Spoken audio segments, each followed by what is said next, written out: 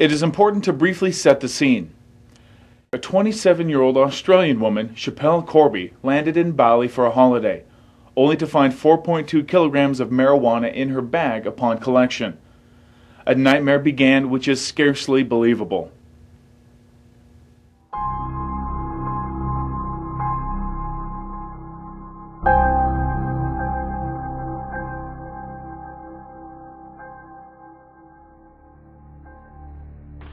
The value of marijuana in Indonesia is much lower than in Australia. There was no motive. Schapelle is a non-drug user with no criminal record. She tested negative for everything. They refused to weigh her luggage. If it was heavier than when she left, they would have had to release her. She was illegally interrogated for 9 hours. They refused to test the drugs for country of origin. If they were Indonesian, they would have had to free her. They refused to DNA or fingerprint the evidence. They refused to let her cross-examine customs officers. They presumed guilt and not innocence, another breach of human rights. They refused to seize CCTV footage from the airport, even when Schapelle begged for it. They burned the evidence so it could never be used to free her. The judge had never acquitted anyone in 500 cases. They talked about sending a warning to other Australians, a clear political intervention.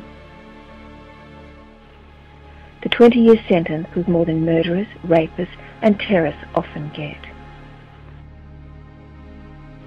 She will never have kids, never see them play, and will probably die in a filthy cell.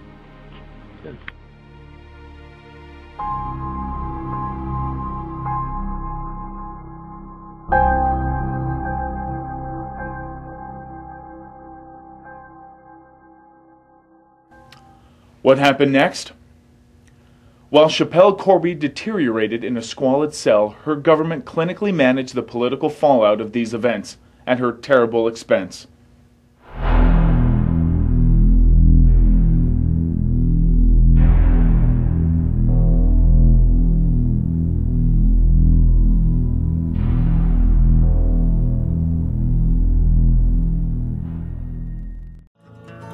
The newsmen spill their poison ink in a well where society drinks and stains and burns and manipulates the way they speak and the way they think. They build her up like a criminal capable of gods, well, and put her down with words reserved for savages who rape and kill.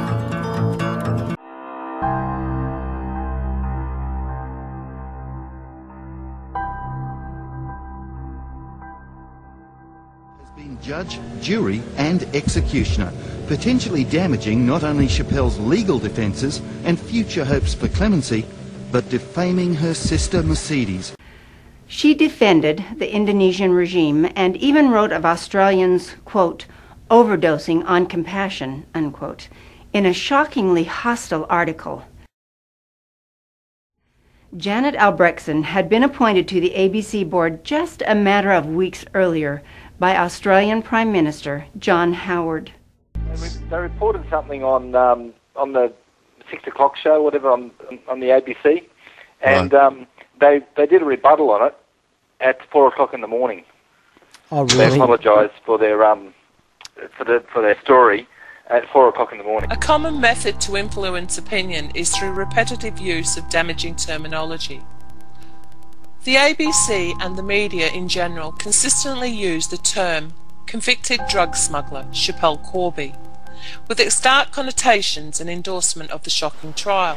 Convicted drug smuggler Schapelle Corby. The convicted drug smuggler Schapelle Corby. Convicted drug smuggler Schapelle Corby has... Convicted Bali drug smuggler Schapelle Corby. Convicted drug smuggler Schapelle Corby. The convicted drug smuggler Schapelle Corby. The convicted drug smuggler Schapelle Corby. The convicted drug smuggler Schapelle Corby. The convicted drug smuggler Schapelle Corby. The convicted drug smuggler Schapelle Corby. The convicted drug smuggler Schapelle Corby. It has orchestrated commercial channels, using subliminal messaging in entertainment broadcasts, engaged in hostile news management, and has censored supportive developments. Outrageous claims have been exposed for what they are.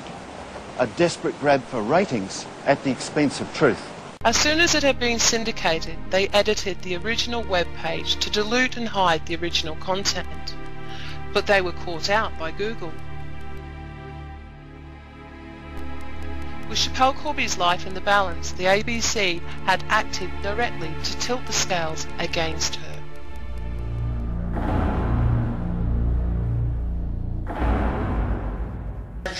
I don't think we should be bringing her home. I mean, sure, she is very sick. I just do not think it's the position of the federal government to be bringing her home.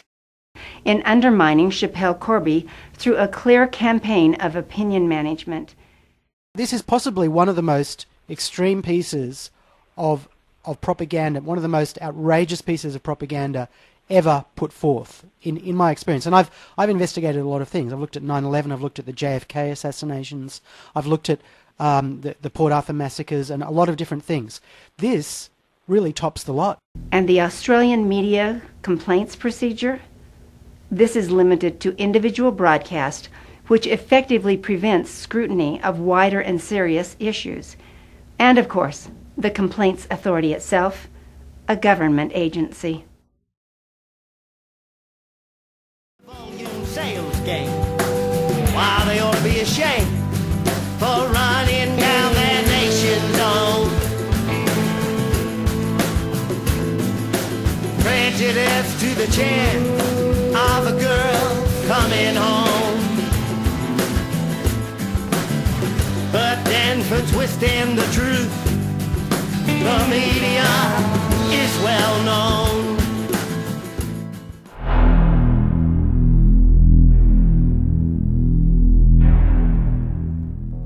Dead Man Can't Sue, the movie. In Australia, dead men cannot sue. Anyone can say anything about the deceased without fear of litigation. None of us are drug smugglers.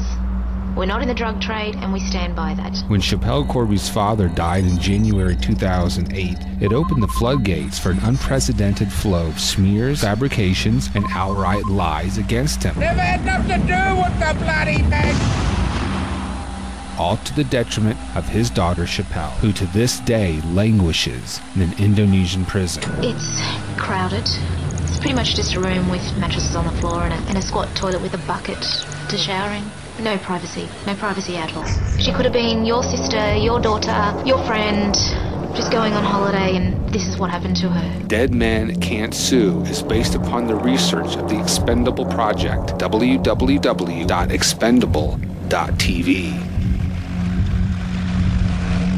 I am listen.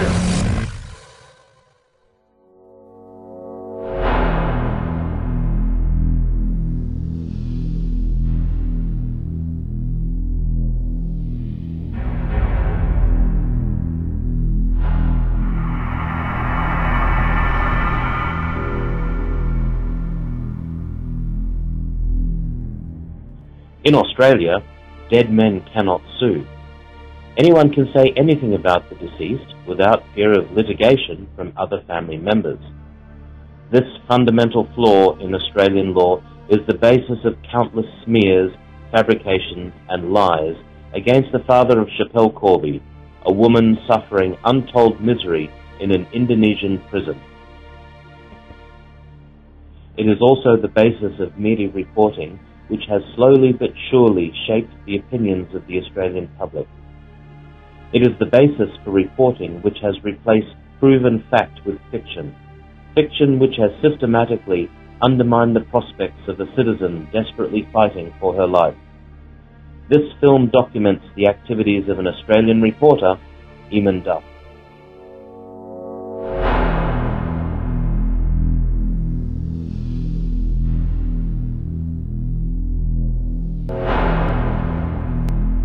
In December 2005, the police leaked a bogus story that photographs had been found which implicated Schapelle Corby in criminal drug activities prior to her arrest. The reality was that a petty criminal was one of many Australian tourists who had their picture taken with Schapelle while she was actually on remand in the Bali prison.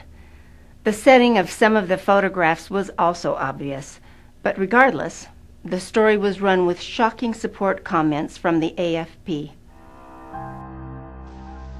If any evidence existed about Schapelle Corby, there was always a risk that it would come to light eventually.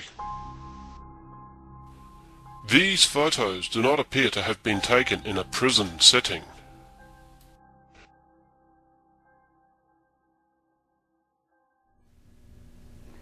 The truth, however, eventually emerged.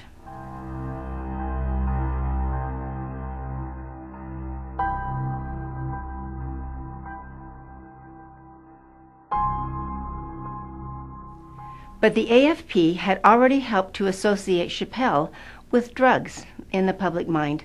Yet again, they had helped to turn public opinion against her. Last year, South Australian police seized the photos from Macaulay's house and handed them to the federal police.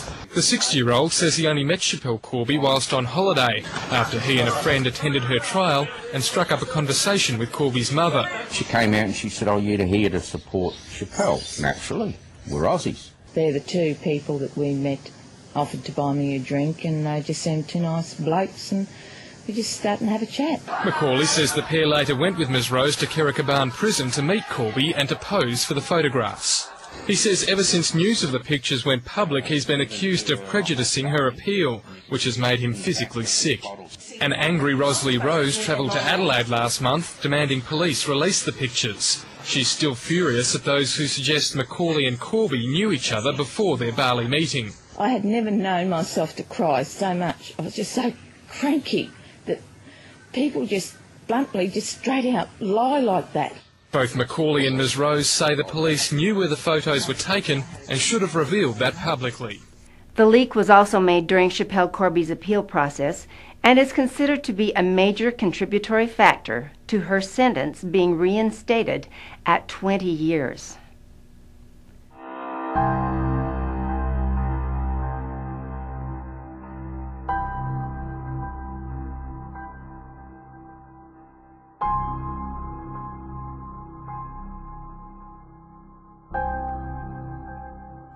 Schapelle Corby found out that she was back to facing 20 years in Croppacan jail last night, but her lawyer visiting the prison today said she was still shattered by the rejection of her final appeal. Both men blamed the Australian government and Federal Police Chief Mick Kelty for the appeal loss, saying that the emergence of photos showing Schapelle Corby with another accused drug trafficker had influenced the judges. No action was ever taken against any police officer as a result of this extremely damaging leak of false information. Eamon Duff's first recorded contribution was to join the chorus, reproducing this false story. Note, we can find nothing to suggest that Eamon Duff made any effort to clarify his report. We can find no retraction, no correction, certainly nothing to indicate that any steps at all were taken to undo the damage his syndicated report caused to Schapelle Corby or to her family. He set the scene for his future output by proudly presenting the results of previous media reporting. Macaulay was subsequently sentenced to 3 years for another drug conviction, of which he served 15 months. This is considered to be a relatively light outcome for his circumstances.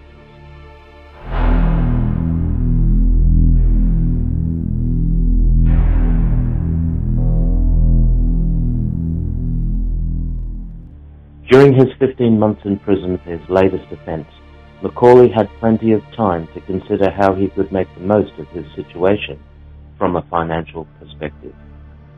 He would have learned quickly about the nature of some in the media from his experiences with the Kirrakaban photographs and the misinformation generated by the police.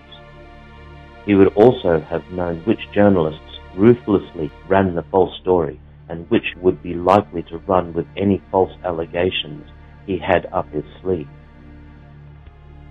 The nature of Macaulay was also confirmed through David McHugh. Mr. McHugh stated directly and in writing that he introduced Macaulay to Schapelle Corby and her family as a tourist in the Bali court. I'm writing in concern with Schapelle Corby. 6 months ago, a man in Adelaide, South Australia, was arrested about drugs. While searching his house, police found photos of myself, Schapelle Corby, her mother, and Malcolm, the man concerned with police. The photos were taken in Bali with my camera. Police straight away linked him with Schapelle only because of the photos, not investigating the photos first. The charges of drugs which Malcolm was charged with have now been discharged in Adelaide, South Australia. I met Malcolm in October 2004 on the plane coming from Australia to Bali. I did not know him before that trip, and he did not know Schapelle Corby. I got to know the family through going to the court hearings. Malcolm one time came to the court hearings with me, which I introduced Malcolm to the family. That's the only contact Malcolm had with the Corby family through myself. This, of course, wholly aligned with Macaulay's own words at the time, and that of every other party. Eamon Duff, however, was hard at work. His exclusive, which followed this, was even more damaging. It directly contradicted every other account, including Macaulay's previous words, and presented no sustainable evidence whatsoever. Note that the headline, "She knew her father was a drug dealer," was not the original.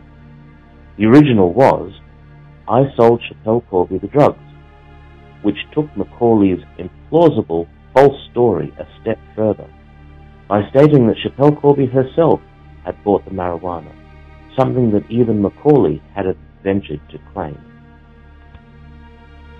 The hunger to spin a sensation at the expense of truth could hardly be more starkly illustrated. Fairfax subsequently withdrew and changed the headline, but not before it had been copied across the internet. The headline in The Age was perhaps even more disturbing. This tarnished the entire Corby family. At the very least, this provided evidence of how the newspaper itself viewed the message from Duff's handiwork. It significantly damaged the reputation of the Corby family and reduced public sympathy for the incarcerated and by now mentally ill Schapelle Corby. The story itself was full of all the lurid comments one might expect. Duff was apparently falling over himself with carefully selected subplots. For example, Schapelle's Bali-based sister has publicly admitted to making a frantic dash to Denpasar Airport with cash in hand as the nightmare was unfolding, but by the time she arrived, it was too late. Anyone who has actually seen that clip of Mercedes from the Gunja Queen film will immediately recognize how Duff has stretched this. She took the equivalent of $140 when she was called to the airport, imagining there was a microdot amount somewhere in some mix-up scenario. When you got the phone call that night, what happened? I don't know what I thought. Even though I knew Schapelle never touched the stuff, maybe someone had left a little bit in her bag, or someone had a little smoke, and I don't know what I was thinking. You know, I actually got ₹1,000,000, put it in my pocket, and off I went to the airport thinking I'm going to sort this out with my ₹1,000,000, $140, and I don't know, I just didn't think it would be what it was. But in Eamon Duff's world, she was apparently going to pay a $140 bribe in respect of $50,000 worth of drugs, and naturally there was no mention of the general Balinese gratuity culture.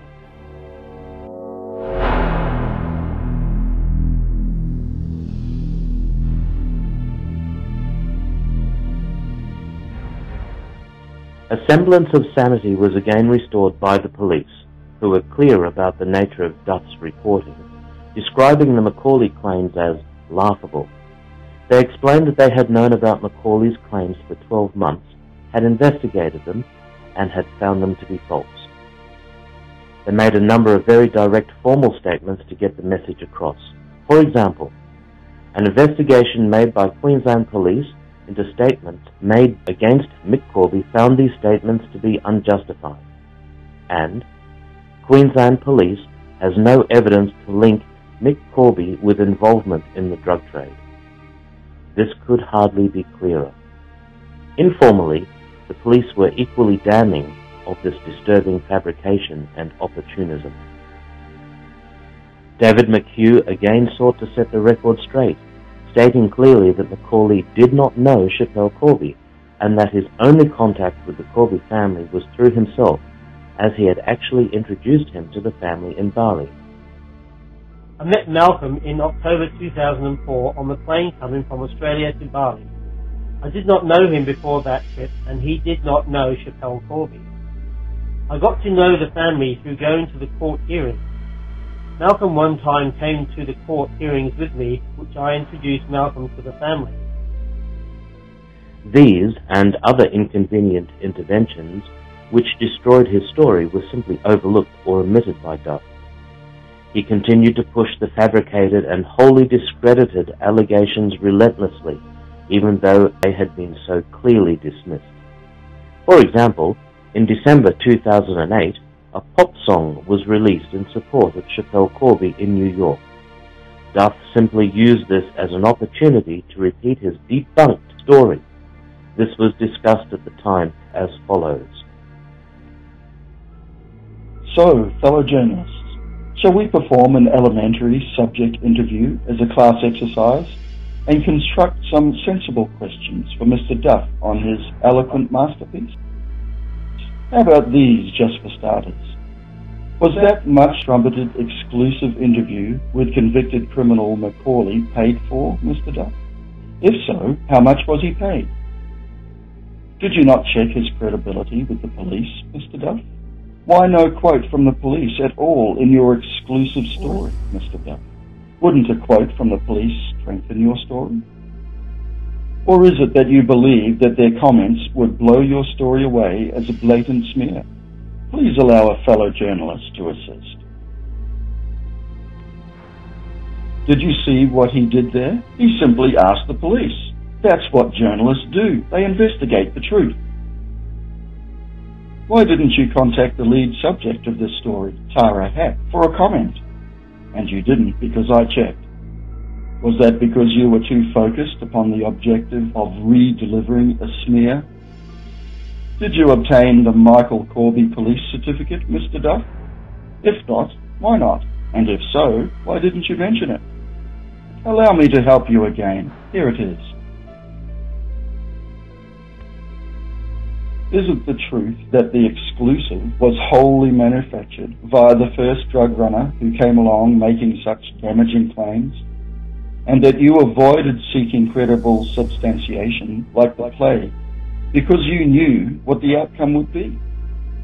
Further, that you now rerun this smear as legitimate even though you are well aware that it is bogus?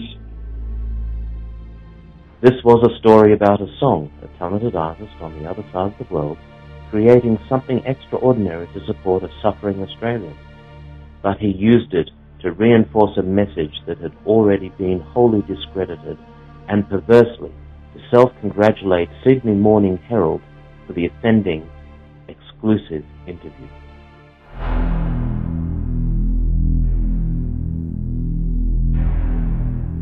Presenting claims by a convicted criminal as though they had credibility, whilst ignoring the reference certificate issued by Queensland Police and the comments by operational detectives that the claims were laughable, appears to expose the standards to which Mr. Duff works.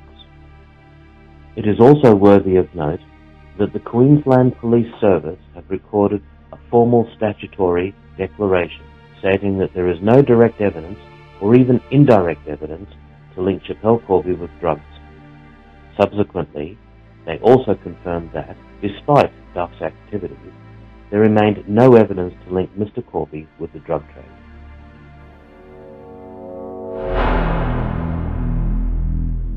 It should also be noted that Whilst Duff was producing this material, he was not reporting any of the emerging evidence which was central to the case.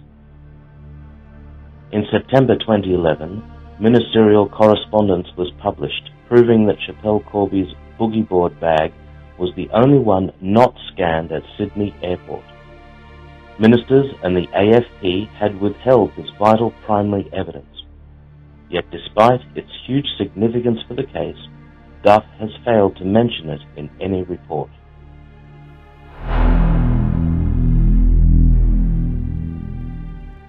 In October 2011, it emerged that Schapelle Corby's bags were 5 kilograms overweight on the Qantas system, yet she had checked them in underweight. Again, this was vital evidence withheld from Schapelle Corby and the Bali court. Again, despite its obvious significance, Duff has failed to report it at all.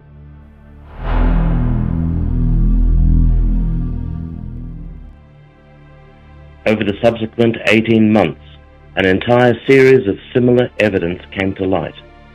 None of it has been reported either by Duff, Fairfax Media, or the media in general. It has been replaced by the fabrications and smears documented within this film.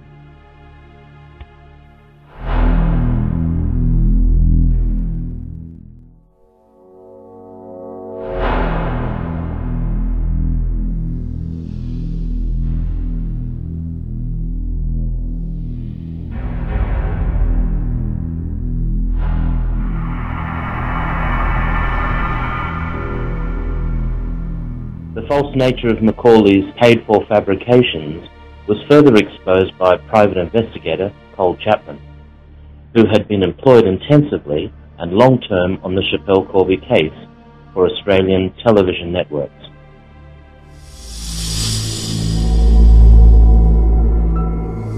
One that I think you yourself investigated, this man called Malcolm Macaulay.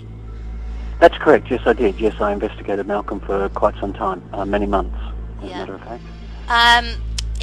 With your investigation at all, were you able to find any connection between Malcolm and Michael Corby Senior? Absolutely not, and they were extensive investigations. We approached dozens of people. None of them had any information whatsoever that linked Macaulay with Michael Corby Senior. There was no factual information whatsoever available. Could you just elaborate on, say, give the listener an idea of when you say an extensive investigation, what kind of things did you have to look at to actually seek this information out about, to see if there was a connection between the two of them? Okay, look, that's a good question. Some of our methods sadly I can't reveal because we use contacts, and some of our contacts and sources are in positions where they're able to provide us with information that I need, but I'm unable to name those sources. But we did speak at length to associates of Malcolm Macaulay's. We spoke at length with his accomplices that were involved in the drug trade. We also spoke at length with people who were supplying Malcolm Macaulay with the hydroponic equipment for him to grow the drugs. So he was definitely a player in the drug business? He definitely was, yes. We would not describe him as a major player. He was an amateur.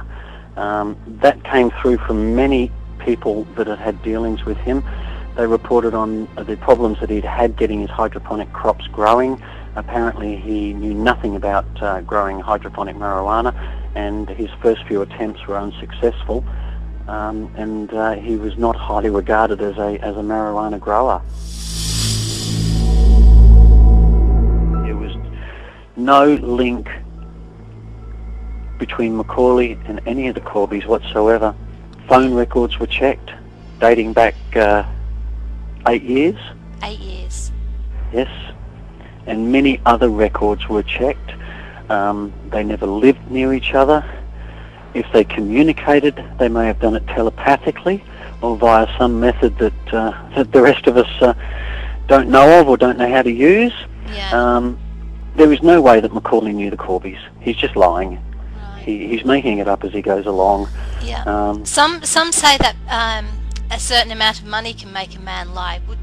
Do you know whether Malcolm Macaulay ever got paid to actually tell his story? Yes, my understanding is that Malcolm Macaulay was paid to tell his story. Yes. Yes. Do you hear of any rumours of how much he could have been paid? We heard that he got paid $25,000 for his interview. Just which interview? Because he did a few. No, that was with. So the sum of around $25,000 is quite a bit, isn't it? So. It is, and I believe that he was paid by several others as well. But they don't always pay directly. Quite often the payments are made via third parties, i.e. someone like ourselves. We're instructed to make the payments. Yeah. This one there, what sort of sums were we talking about? Well, we've been through that. So you said Malcolm got about $25,000. Yes, and that was just for one interview. That was just one interview. So they see a cash cow there, they just run with it, don't they? It was a very topical story, and all of the networks were happy to throw lots of money at it. Yeah. Oh, anything to do with the name Corby.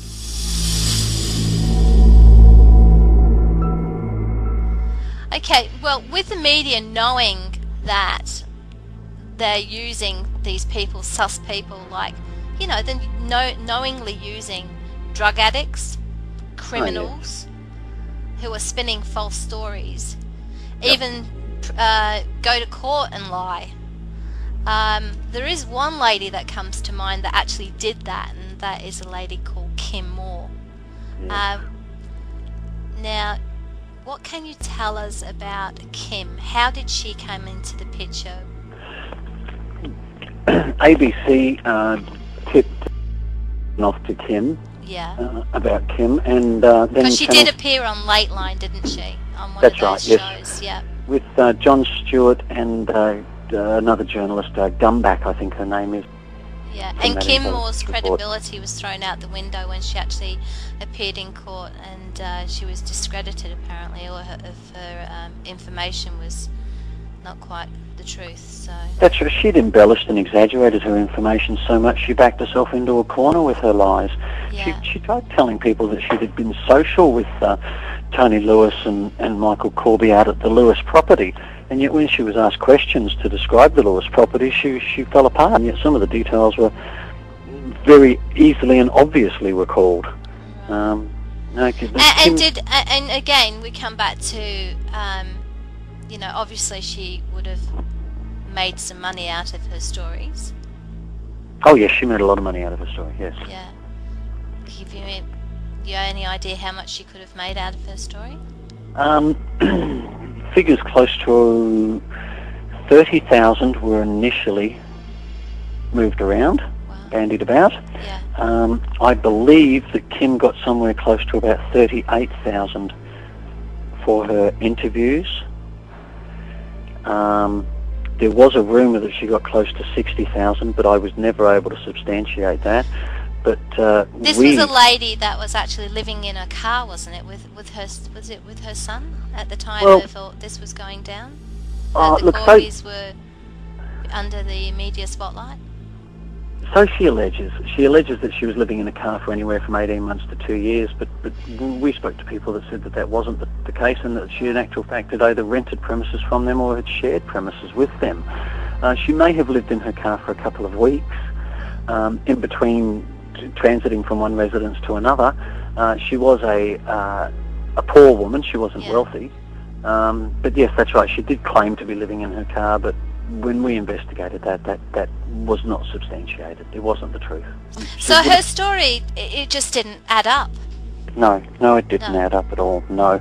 And when we spoke to the authorities in Indonesia and the Australian Federal Police, they said the same thing, that there was no linkage established by them. Well, if you met Michael Corby, he's an easy man to describe. And not an easy man to forget either. Exactly. He's a big fella. He's grizzly. He's got this big, huge beard, and he's got a bit of a pot belly, and you would not forget the beard. No. You would not forget the belly, the height, the size, the exactly. anything. You wouldn't forget it. And yet she she just jumped up and the media just took her word for it and ran with the story at the most horrible time that they could possibly run with it, when Schapelle was going up for an appeal. I know. You know. It mentioned to me that sometimes even these criminals or people that have got past history of telling lies go out of their way to actually recruit some of maybe their friends or go look for people to tell lies with them to help them validate their own lie. Well, and the case in point is actually Kim Moore. Exactly, that's where I was coming back to. Kim actually did do that. It's one young lady who will only, what will we call her? Anne. Let's call her Anne. Yep. Now, Anne was approached by Kim Moore to, would you like to explain what Kim asked her to do? Yes, Kim asked Anne to state that she had met Michael Corby Jr. and that she knew Michael Corby Jr. to be a major drug distributor in ecstasy, speed, and marijuana, cannabis, and that she would be paid by via myself for this information. And Kim spent quite some time coaching her on the phone of the names, of the details, of the dates, etc. Within a very short period, Anne had contacted me and confessed everything to me about Kim trying to get her to lie and to make up stories. I interviewed Anne at length about this. We never revealed this to Kim Moore. We didn't want Kim to know that we knew, and that way she would keep trying to do this, so we would be able to verify her information and to see whether she was lying or what type of person she was. So that's why we never told Kim Moore that we knew she was lying. Right. And Kim's motive for actually getting Anne to lie, did you ever find out what that motive was? What yes, the motive was for? Yes, her motives for doing that were to substantiate her own story. Mm-hmm. She wanted witnesses to bolster her own story, and also because she was going to get more money. You never ran with the stories about this, did you? No, and I did express my concerns at the time too, and that was disregarded. I did caution them. I told them that Kim was telling lies. I was quite clear on the fact that Kim had tried to entice an individual, another member of the public, to tell lies. I went into detail about that. Yeah. I was encouraged to forget that. You're telling me that you told that Kim was telling lies and they chose to ignore your advice and still ran with the story. That's correct, yes. I went into quite a bit of detail about the lies that she was telling and also my suspicions. And it wasn't just based on this one Anne. I had run several other possibilities past Kim. I was actually giving her options to lie. I was encouraging her. I was telling her little stories that we'd heard that she might be able to verify. I was making them up as I went along. And she had a wonderful imagination. She was able to fill in my fantasy stories with her own fantasy stories to embellish my fantasies even more. Yeah. But, yes, in answer to your question, that's right. Yes, I did tell them she was lying. I had grave concerns about it, and that I felt that we should be checking her facts further, and I was encouraged to not only forget that, but also to forget investigating her facts any further. Wow. How did you feel about that? I wasn't real happy. I didn't like it. You don't like being involved in something like that. It compromises your integrity. It compromises us to the people that we work with. All of a sudden they're saying, well, don't do your investigation properly, tell lies.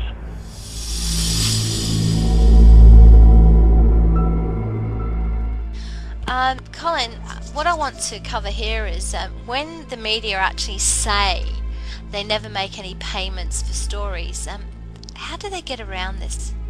Certainly. When they mention they didn't pay them, quite often it's because a third party or a contractor associated with the network has made the payment on their behalf. So a contractor could be like you yourself would be given the money to pay? Or? Exactly, that's right, yes. Yeah. We'd So either they be can given- truly say, well, we never paid them, but Colin paid them. That's right. So we would either be given the money to pay them, or it would just be included in our invoice, our invoice for our work. So, yeah. So when they do say they're not paying for the stories, they're actually skirting around it and getting around it in other ways. Exactly. Third parties, contractors. So like that ourselves. would be the same for Macaulay. Would that be the same for him? And Yes. Kim Moore. And Kim Moore. That's and many people. Yes. Yes, and not just the Corbys, many other stories, past and present.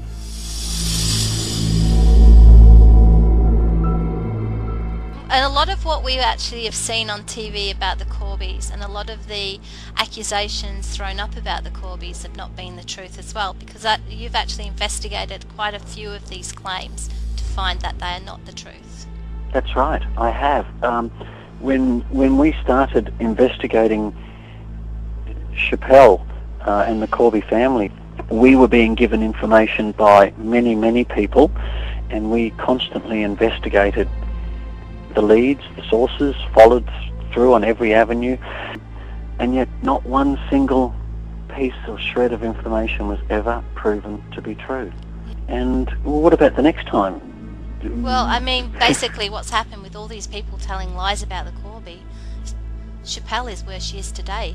She's now into her 8th year, and we have these people like Kim, like Macaulay, coming out and telling lies. I know.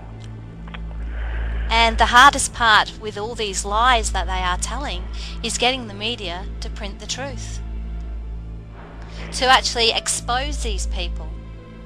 Why do you think they don't want to expose them?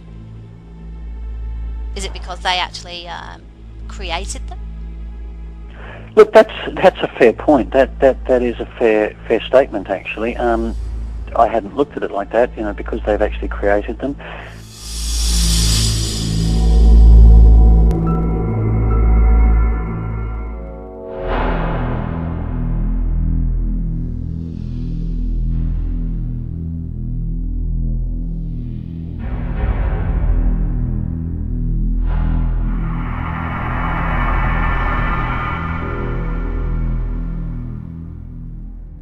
Despite his story having been exposed as bogus, Duff continued to exploit his contact with Macaulay, building upon further fabrications.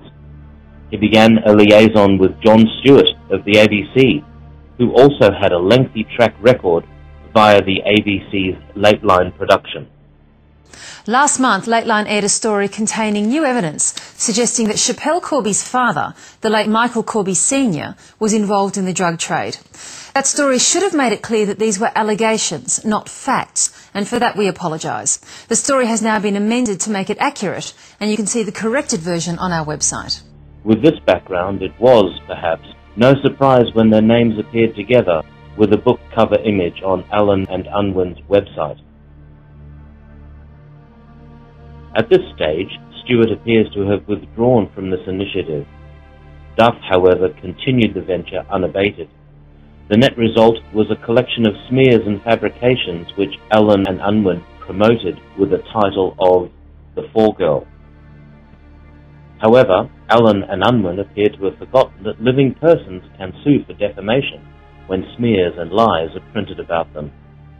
Their pre-published material contains such references as a look at the Corby family, their drug-running business. Whilst dead men can't sue, innocent living parties can sue.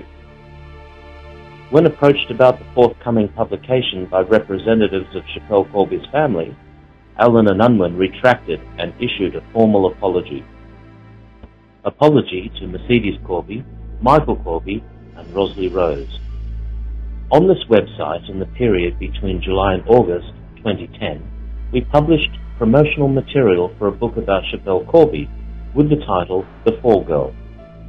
That promotional material, it has been pointed out to us by solicitors acting for Schapelle Corby's family, conveys defamatory meanings about members of that family, all of whom are innocent of any criminal activity relating to her conviction in Bali. Alan and Unwin apologises without reservation to Ms. Mercedes Corby, Schapelle's sister, Michael Corby, Schapelle's brother, and Mrs. Rosalie Rose Corby, her mother. We are deeply and sincerely sorry to have caused them hurt and distress. The book was rapidly withdrawn. Unfortunately, it appears that this was only a tactical move to enable rework and focus upon the party unable to sue, Michael Corby's deceased.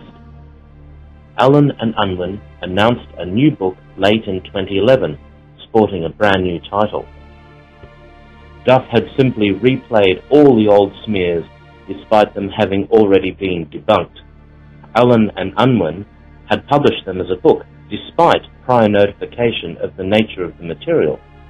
They backed the fabrications unequivocally.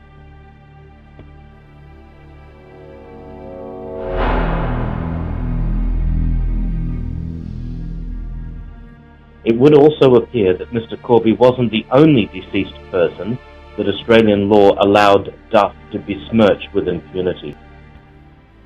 I was told about a section of the book yesterday that had things my father had said in 2010, and he has been dead for 5 years. The 2 pages I was shown are totally fictional, and I know this for a fact, as I am a member of the Hatton family, and we do not know anything about Schapelle Corby, whether she is innocent or not.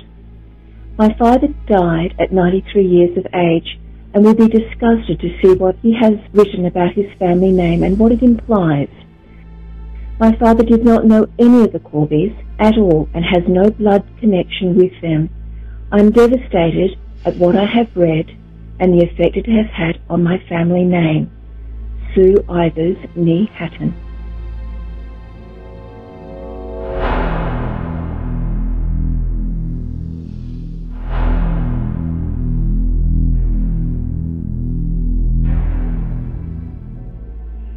In April 2013, damages were awarded when the federal court found that Duff and Alan and Unwin had obtained family photographs and had used them without even asking for permission.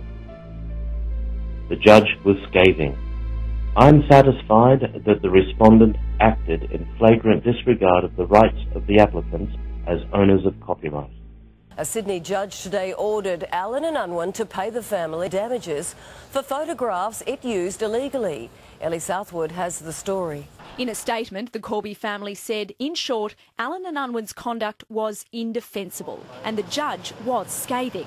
He said editor Rebecca Kaiser went ahead with publication despite failing to obtain copyright clearance and without making any attempt to do so. The judge added the decision to print the photos can only be explained as a conscious, calculated business decision, regardless of the publisher's obligations to respect the law.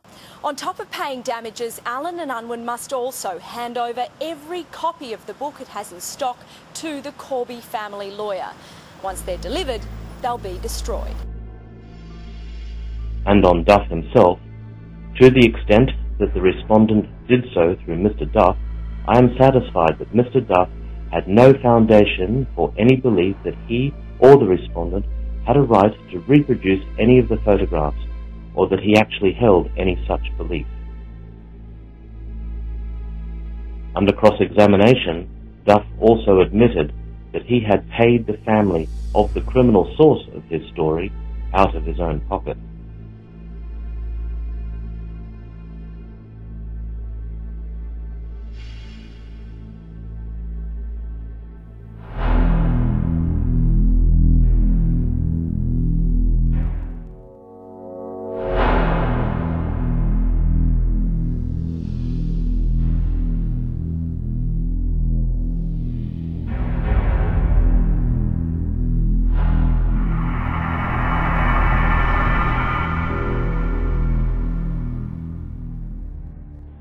Duff even included fabrications which had been exposed in the Supreme Court.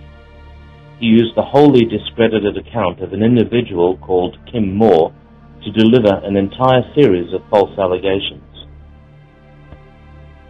Kim Moore's fabrications were first introduced through the ABC by John Stewart, whose name appeared with Duff's on the original Fall Girl title of the book. Kim Moore, real name Heather Kimberly Moore, was a former heroin addict and a self-confessed thief. Her unreliability as a witness was clear enough.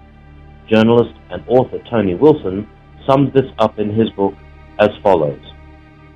She had been previously discredited in a Queensland court and was so garbled in the Supreme Court defamation case against Channel 7 that not one media outlet reported on it. Duff must surely have been aware of the nature of Moore's testimony, particularly with respect to the outcome of the high-profile case. She clearly had a problem with Tony Lewis, who was one of Michael Corby's neighbours, having accused him of drug dealing.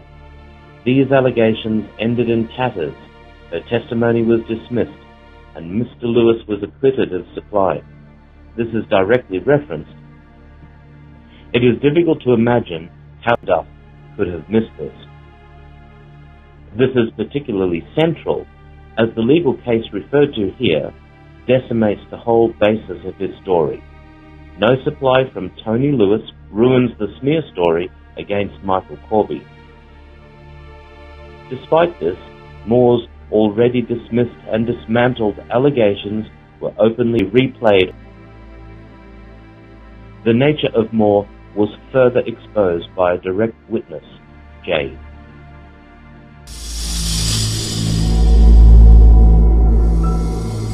Thanks for doing this interview, and I'm really hoping that you can throw some light on Kim Moore and her allegations about Michael Corby. Cole said to give you a call that you actually know Kim quite well, and he's made some he raised some points with me about how Kim came to you for some help. Like when Kim told these lies as well, and when Kim came to me, I tried to tell them that she was lying and not to use her, and they didn't listen.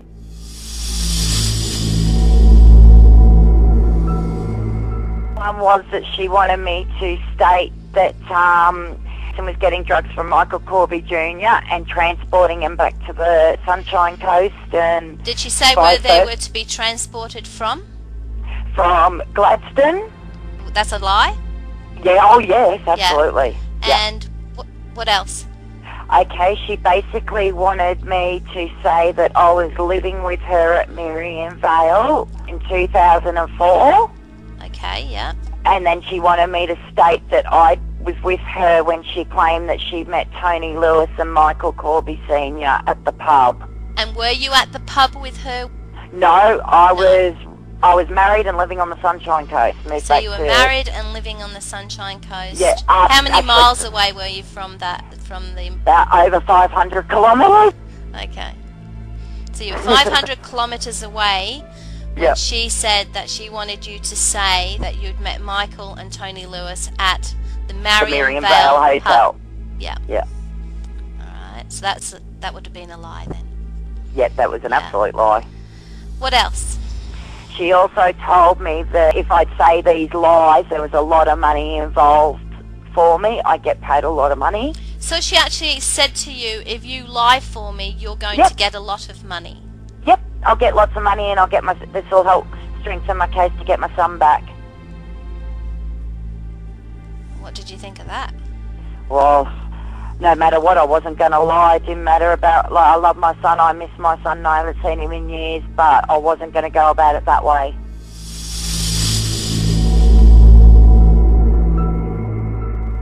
Now, I'll just jog your memory, because Cole told me a couple of things.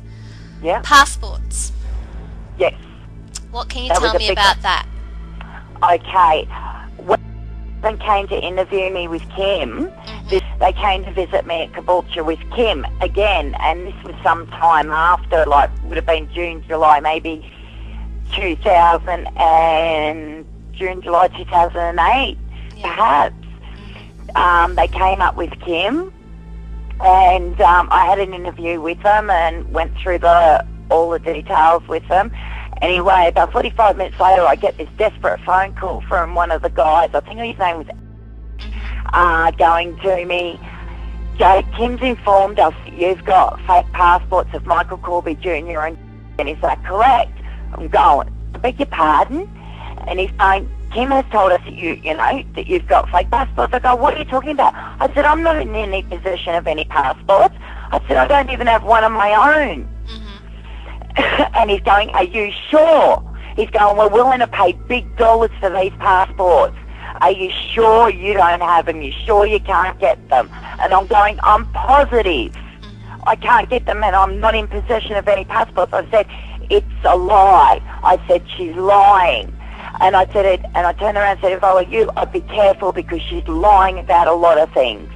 So you told me that she'd lied about a lot of things? Yes. And he works for... But also one of these or was also there as well. Right. Did you get an opportunity to actually tell that you'd had past dealings with Kim and she had told lies as well? Or? I tried to get people's attention, but nobody would listen to me.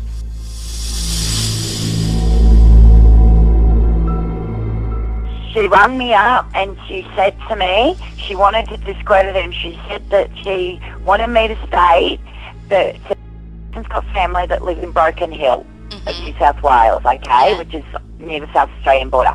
Now, what she wanted me to say was that Malcolm McCauley would get a courier to meet at Broken Hill, then pick up the drugs, and then transport them back to Gladstone. Right. A pointed question here to you. Didn't ever do that? No. Never?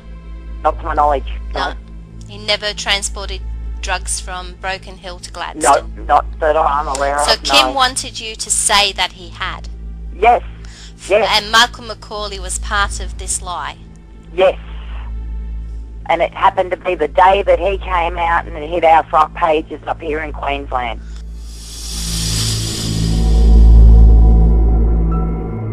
You look at it in a lot of ways. I had a million reasons to lie. You know what I mean? To get my son back, because all this I could have made up and then used it. You know what I mean? Yeah, but exactly. I wasn't going to do that. No. I'm not a liar, and I'm not going to discredit myself in any way, shape or form. You know that liars get found out sooner or later. Well, that's what I said to Kyle. I said, something's hinky about this. I said, something's really wrong with this. I said, something's going to come back and bite. And I said to Kim, her lies were going to bite her on the arse if she kept it up. Yeah. The truth always comes out. Yeah. But what makes me so angry, she got money for this. Yeah. Do you know how much she got paid? Did she ever let on there how much she got paid for these lies I think she might have been paid about, all told, $60,000 or something. Plus. She did get paid. I know she got paid, yeah, she told me. So how much incentive were they offering you to lie? Did they put a ballpark figure on it for No, you? they didn't put a ballpark figure on it. All I got told was that there was good money in it and I'd get my son back. And how... Did you wonder how telling lies would actually get your son back? Correct me if I'm wrong here. Yeah. If you lied and said that your ex-partner was a drug runner, then he would be unfit to be the parent. That's correct. And then he would have been maybe charged, and then you would have got custody. Is that the emotional game they were playing? Yes. You played the game of saying he was a drug dealer, well, he would be seen to be an unfit father, and then you would get custody of your son. That is very correct. So that's that is what they used as a bargaining chip for you.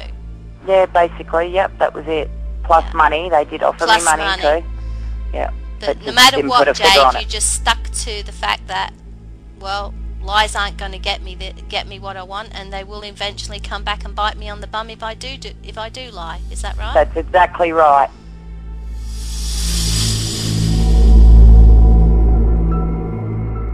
Yeah, I wasn't going to, love. It didn't matter. Like I said, I love my son. I miss my son. I went through 2 years of hell for fighting with him, only to lose the custody, hearing and everything, you know. And as I said, I had 1,001 reasons to lie, but I wasn't going to. That wasn't the way to go about it. Yeah, what, destroy somebody else's life to get your own life That's on track? exactly right. That's exactly right. No.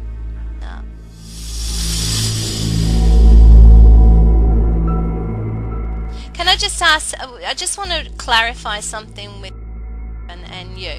Sure. You approached and you told them what Kim was saying was lies.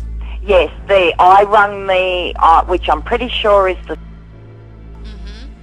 I had spoken to him, and in conversation I told him that she was lying. She was lying. Yep, and he didn't seem to heed what I was saying. Did he say anything to you? No, nothing at all. Nothing at all. And they ran the story? Yep, they went with the story anyway. And how did you feel about that? I was so angry. Yeah. Really angry. I wish a journalist or something had come to me, you know, and then I could have set the record straight, and I would have said it on camera, she's a liar. And then maybe Schapelle wouldn't be in jail. Yeah, exactly. No, I just wish some people were listening to me. You know, like, when I didn't get any response from these guys when I tried to tell them they were lying, it didn't give me any incentive to want to push it. All it did was make me want to run the other way and not have anything to do with it. After that, it was just like they did not want to hear from me again. They didn't want to speak to me again. Yeah. It just meant destroying so many lives, but I've got more integrity than that, and I'm a respectful human being, and I'm not going to destroy someone else's life just to benefit something that, in the end, I'd only lose anyway. Duff, however, afforded her huge significance in his output, presenting her as entirely credible.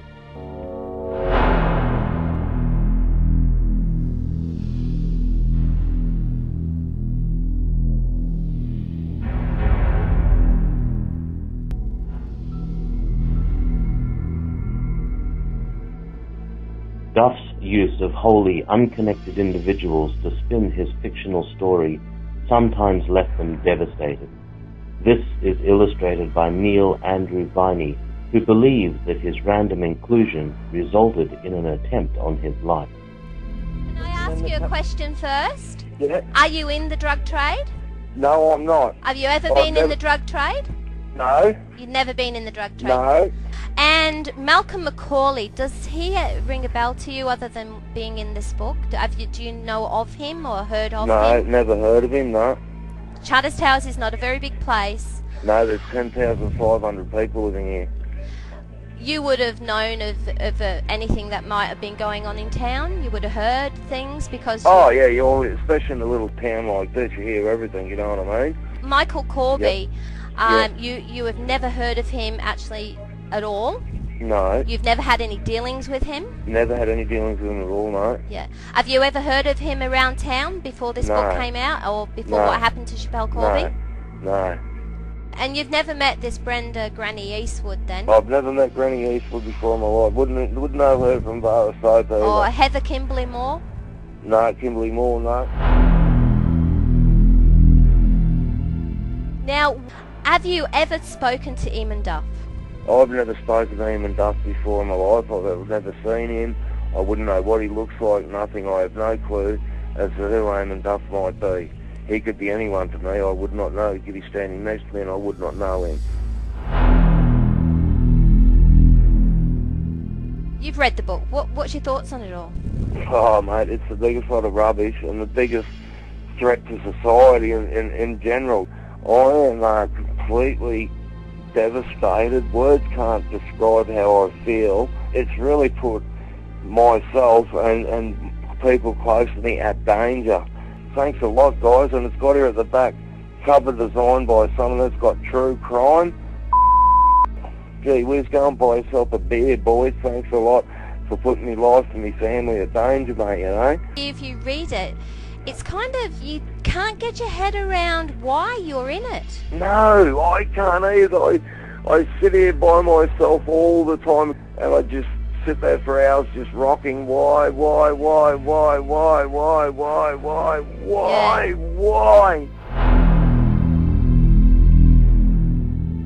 The way they've come up with it on a sunny Saturday morning in May that year, the same month of Schapelle's verdict, and Barley Williams woke up in a menacing mood, how would he even know that? Why would...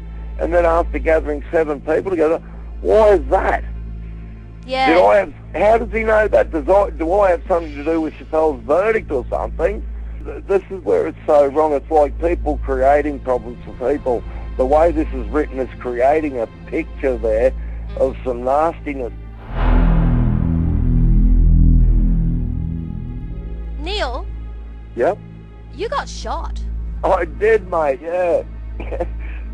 Yeah. When did you get shot? 6th of March.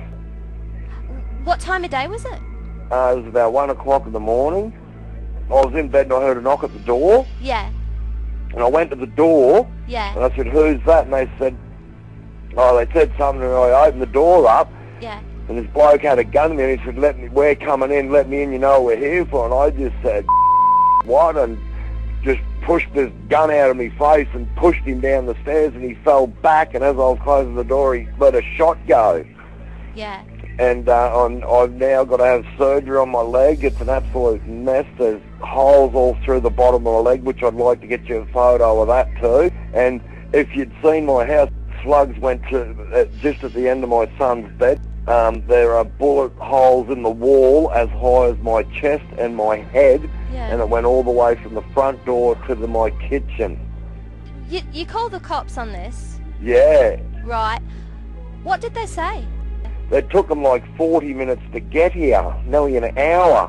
When they got here, the cop Sheila was on the radio, and you know what she's saying? What? He has an entry wound in his toe and an exit wound out his calf.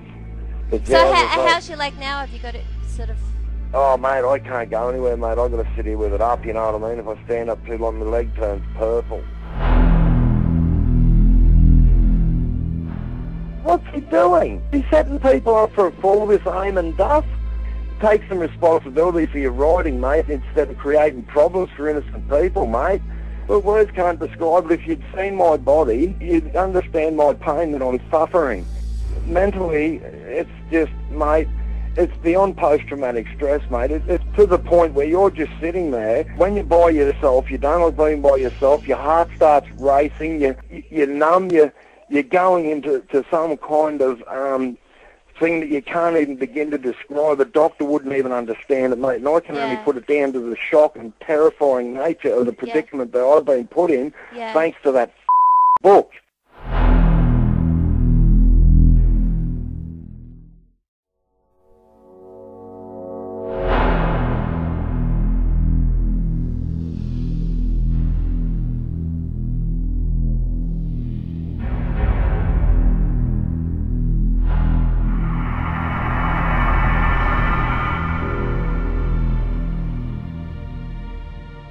Duff ruthlessly used Kim Moore's fabrications to paint a picture which also smeared Mr. Corby's neighbour, Tony Lewis.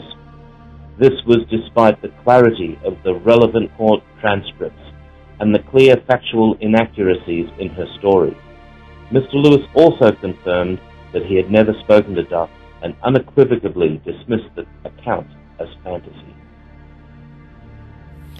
Can you explain who you are and how you got to know Michael Corby Sr.? I got a job at Middlemount in 1982, and Mick Corby was just started about the same time as me. So you met Mick at the mine? The mines, yeah, 1982. Can you tell us about Mr. Corby? You said on TV he was definitely not into drugs. He wasn't, love. I've known him all them years. Right, so he's definitely not into drugs. No. No. And I've known him a long time, you know what I mean? Yeah.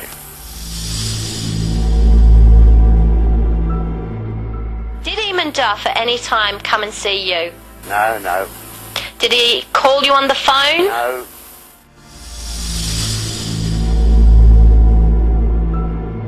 And now we'll get on to this lovely lady, Kim Moore. When did you meet Kim Moore for the first time? I never knew Kimberly Moore. You never... I met her once Yeah. For about 5 minutes at the show at Mount Larkham, and the next time I seen her was about a year later in Boren Hotel. While I was down there having tea, I just said hello to her, and she sort of was all over me, you know.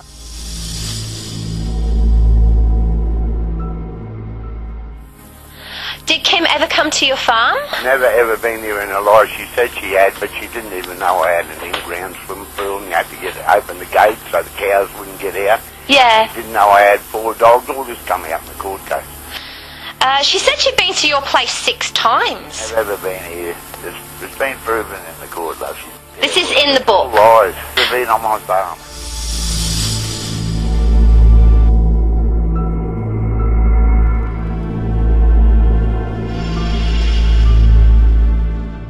Now, in the book it says that you can see Mick Corby's house from 500 yards. Is this correct? You can't see Mick Corby's house from my place. And how far away would it be? Oh, it's 700 to my gate. Probably another... to drive around over to Mick. If you cut through the bush, it might be shorter, but if you drove around, it'd be close to a couple of k's or more. So you can't see his roof at all? No, I'm down in a gully and Mick's up on the hill. And my house is 700 yards off the road, and Mick's is, like 2 k's away, and it's about 500 off the road, or 300 or something, I don't know. Oh, and they can't even see my roof from there, but they showed Mick's shed from there in the thing that said it was my house. Okay. My house, because it's got all the trees and palm trees and everything growing around it.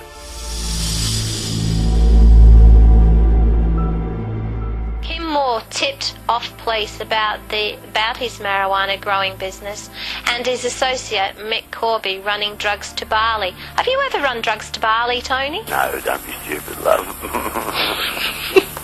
Have you ever known Mick Corby run drugs to Bali? Yeah. He wouldn't do that, he's not that stupid. So you never got asked by Kim, because you didn't know her, to put her onto contacts in Brisbane to sell marijuana? No. I told you, I only met her that once, twice. Once at the show, I'd only seen her there, I wasn't talking to her. And once down Foreign Pub. As I told the court.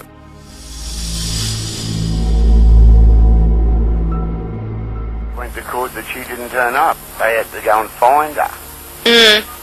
Then she told the court that she had everything written down in her diaries and it was in storage. When they got the young copper on there... Yeah. He said, have you seen these diaries? He said, yes. He said, is there anything in there? He said, nothing to do with this case. Well, in this book, they portray you as a drug seller to Bali, that you're an exporter. How do you feel about that? It's utter crap, and I feel very disappointed about it, because I won't even go out to the pub anymore. Everyone comes up, rah, rah, rah, rah, rah, so I just don't go out.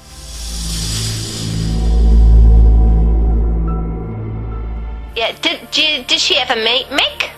No. And Mick was never at the pub having dinner with you guys when she turned up? And that happened. Mick had been in Brisbane for a year, love. So he wasn't even there? No, he got cancer and he went back down there. Mercedes come up here and took him down there. Yeah. Treatment and everything. He wasn't even here. Yeah.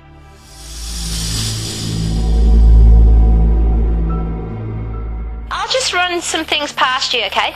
Beth tried to set Kim up with you. No. No, this is in the book. Oh, that's crap. That's why I'm researching this book.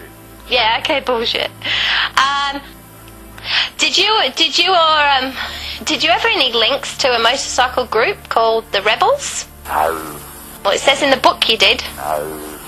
I mean, this is Kimberly Moore. This is this lady. That in court too. She reckoned I had 16 Harleys, chrome ones, red ones, blue ones. I've never owned a Harley Davidson in my life. Really? Oh dear. Fantasy world.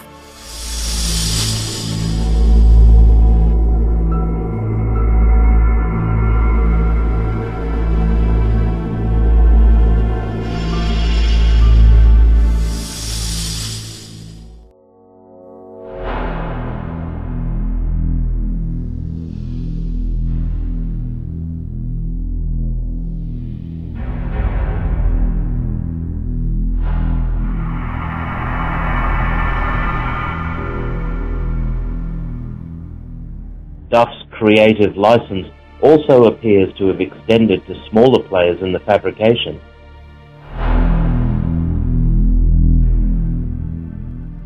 One example is that of former AFP officer Roger Rathjen, who was entwined directly with Macaulay, for example.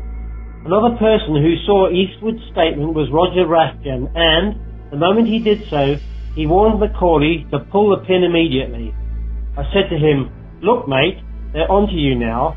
It's written down there in front of you. Quit while you're ahead." But he just wouldn't listen.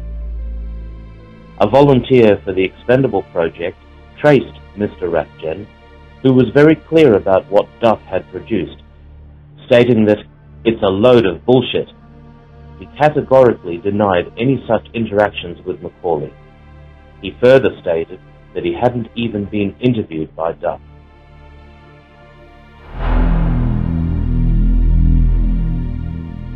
The Expendable project's researchers have received similar responses from almost everyone contacted. For example, Andrew O'Shea is portrayed by Duff in the following terms. The following afternoon, Senior Constable Andrew O'Shea arrived at the property for a closer examination of the marijuana found when James was arrested. As a scenes of crime officer, he had been drafted in to weigh, test and tally the cannabis present. I was directed to an area on top of a clothes dresser. At this location was a clip-sealed bag of green leaf material, GLM, and 2 coffee jars. Jar 1 contained coffee and 10 small bags of GLM. Jar 2 contained coffee and another 10 small clip-sealed bags containing GLM. The impression created by this unexplained quote is that Duff actually interviewed Mr. O'Shea firsthand. However, Mr. O'Shea categorically denied that he had ever spoken to Duff. Indeed, he had never heard of him.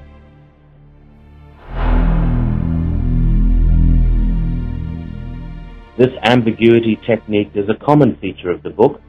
Another example occurs with respect to Detective Sergeant Mark Andrews. Queensland Police Detective Sergeant Mark Andrews has since confirmed that on arrival he personally sat Macaulay down and during the course of an interview asked him about his involvement with the Corbys. He essentially repeated the same story that had already been wheeled out. He refused to discuss it further and, subsequently, my inquiries ended there. When contacted by an Expendable project researcher, Mr. Andrews also confirmed that he had made no such statement to Duff.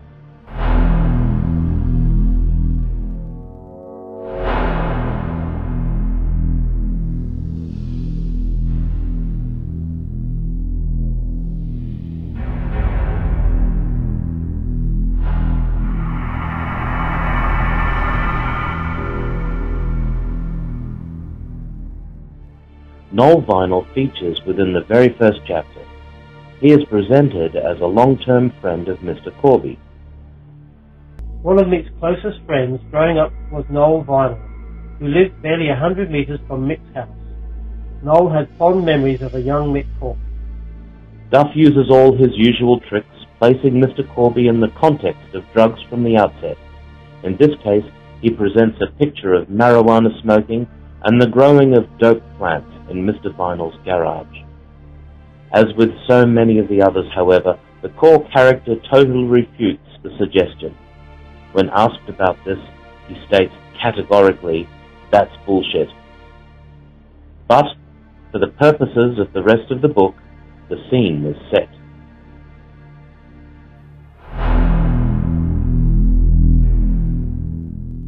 The old debunking fabrications of Malcolm Macaulay were supplemented by equally false allegations regarding the involvement of Adelaide man David McHugh.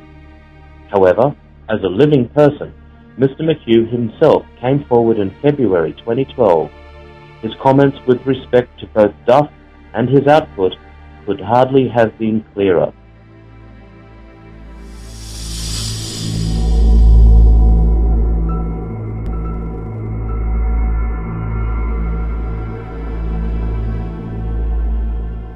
Oh, it's just that Eamon, he's just I've read the book, I've read it twice actually, and it's just a load of bullshit. It's just bullshit. Well, I've only just finished reading it. And Malcolm McCauley, he's never ever met Mick, never. No, Malcolm McCauley has never met Mick Corby. Well, the whole thing is, he's got in the book, I read that Mick Corby and Mal had connections. They didn't have connections. And I told him that. A month or two ago. I said, this is all just bullshit. And he just swept it under the table. He just didn't care. All he's interested in the book's out now. You know, I think he's expecting to make millions out of it. Like when I said that, he sort of went red and, you know, his face was drawn and that it's just bullshit. And he just didn't want to know that.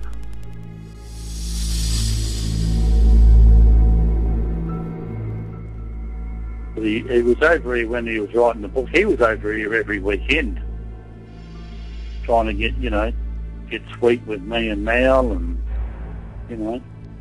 Well, most of the questions he asked me, he had an answer for them. So he'd ask me a question and he had the answer. Well, the whole thing is we were promised heaps. We were promised, you know, this and that. It's just that he had me conned, you know, we were going to get this and we were going to get that, and he was going to, this is before I read the book, we were going to get a percentage of the book, you know, and he was going to look after us, we'll be looked after.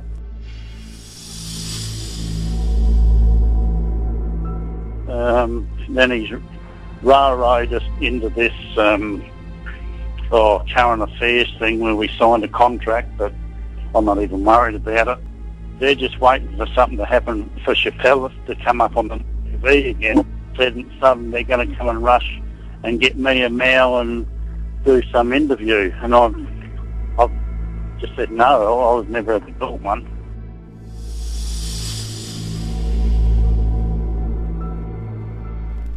And as I say,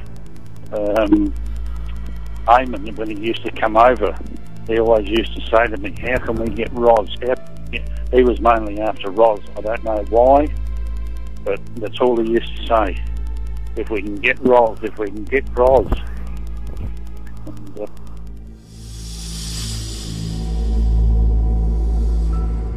when you see Mr. Smoothie, all I've done is just got pulled over and they've gone through me luggage. He's made it look as though I'm a big bloody criminal. It's just a load of bullshit, and I couldn't work out why, but now I've read it twice. I know.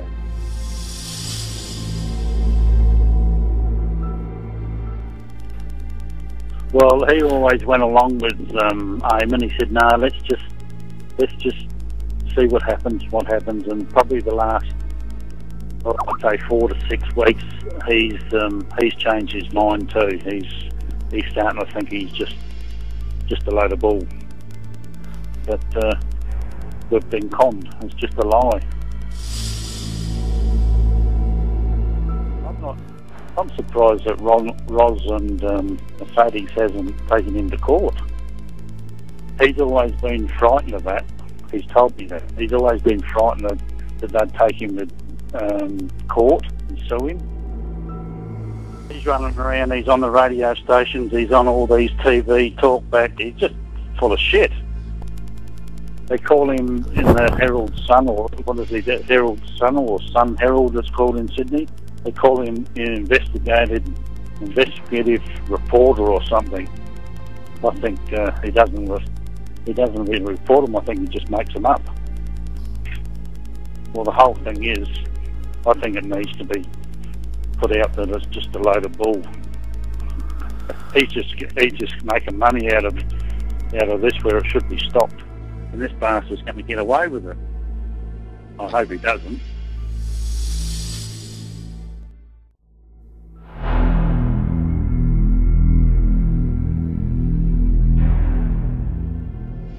In April 2013, David McHugh issued a number of ultimatums to some of those involved in manufacturing the fabrications.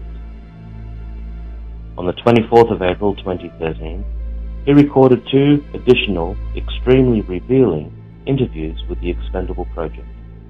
he was distraught. All I want to do is be left alone. That's all I want to do, is be left alone. I just want to be left alone. That's all I want to be, left alone. You look at what's happened to David Trevor McHugh. Same thing, you know, people hounding him, and the guy is innocent of everything that he's been accused of. He also rang Fremantle Media to confront them on their plans to produce a telemovie based upon the fabrications. I've given Mal an ultimatum. I said I better hear from someone within 2 weeks. That was, when did he ring me? Sunday. I said someone's got 2 weeks to ring me from today, and then after that I start getting on. I get the New South Wales telephone book, and I said I've got here. Start ringing talkback shows and saying the book is a load of bullshit and I can prove it.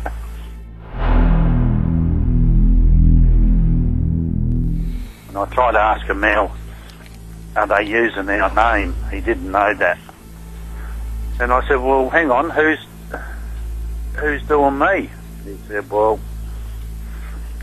he didn't really answer it, but I'm not going on some movie and my name's going to be... There's nothing said about money. I want someone to ask my permission. They're not going to get it. Like I said, 2 weeks, last Monday, I start getting on the talkback shows on the radio, and I'll start in Sydney. Now, what I might do, I might ring them this afternoon. I might give them a ring, and I'm going to say, well, look, I'll give you a week to answer back to me.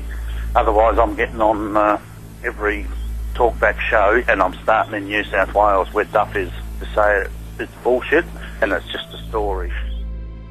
The following day, he was violently assaulted and died when he got home. Before he collapsed, he attempted to call the Expendable Project. Despite repeated calls, South Australia Police have failed to undertake a full investigation into the wider circumstances of his death.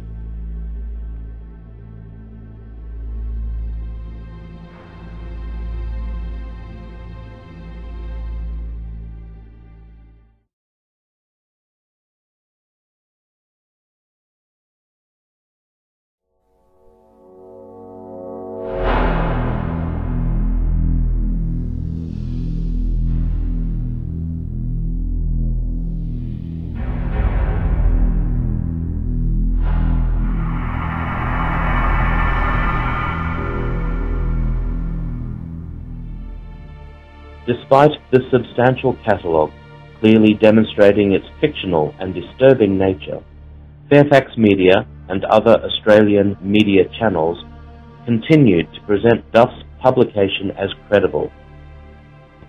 Collectively, they provided a high-profile platform covering radio, television and press for him to promote it.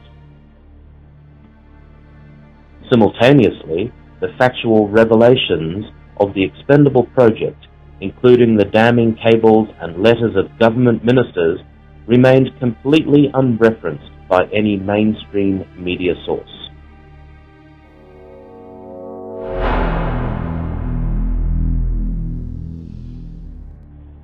The true nature of Duff's reporting and of the content of his book remains largely hidden from the Australian public. He has played a pivotal role in influencing public opinion against Schapelle Corby and her desperate family. The total revenue he has derived from this is unknown, but it is certainly substantial. A string of complaints have been made to the Australian Press Council by members of the public, but they have never taken action against Fairfax with respect to Duff's reporting. Note that Fairfax Media have representation on the Press Council, and that they provide funding for the Press Council. The book was also given the Ned Kelly Award. Note that through the Sydney Morning Herald, Fairfax Media are listed as supporters. The book publishers are also listed. The book was also nominated for a Walkley's Award. Note that Fairfax Media have multiple representation on the advisory board of the Walkley Foundation and are prominently listed as Walkley's sponsors.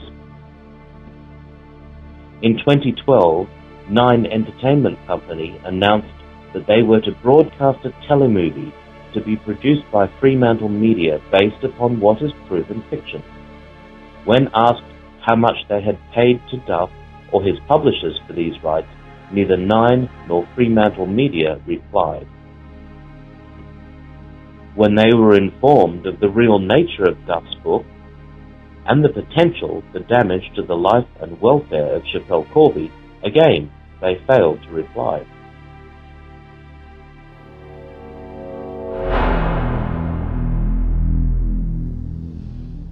In 2013, production of the telemovie commenced. Fremantle Media and Nine Network continued unabated, even after having been repeatedly provided with the disturbing details uncovered by the Expendable Project. Whilst it was filmed under strict secrecy, it emerged that the production was being partly funded courtesy of Australian taxpayers. Through a proxy channel, the Government of Queensland had donated $567,000 of public funds to Fremantle Media as an inducement. Subsequent revelations proved that the government, including ministers and MPs, were well aware of the nature of the proposed production prior to this. The Liberal administration was also well aware of the political benefits to itself in terms of the cloaking of the misconduct of fellow politicians during and subsequent to the Bali trial. It also emerged that the huge donation from the Queensland government had been made in clear, unambiguous breach of the terms of trade it was funneled through. This was a serious misappropriation of public funds. Despite a multitude of approaches from the public, the police and law enforcement agencies failed to investigate or prosecute any individual or corporation. It was also discovered that Michael Keelty, who as AFP Commissioner was at the centre of many of the disturbing issues surrounding the Schapelle Corby case, had been hired by the Queensland Government and was in situ whilst the funding decision was being taken. The production continued to completion, placing entirely false words into the mouths of a distraught Schapelle Corby and her family. The public had once again been presented with the gross misrepresentation and damaging fabrications. The factual material evidencing the reality of the case remained unreported and, in practical terms, censored.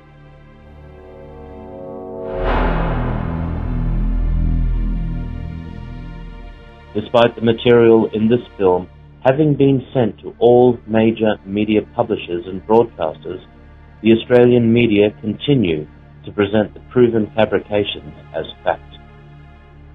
They continue to smear Schapelle Corby and her family under the protection of Dead Men Can't Sue.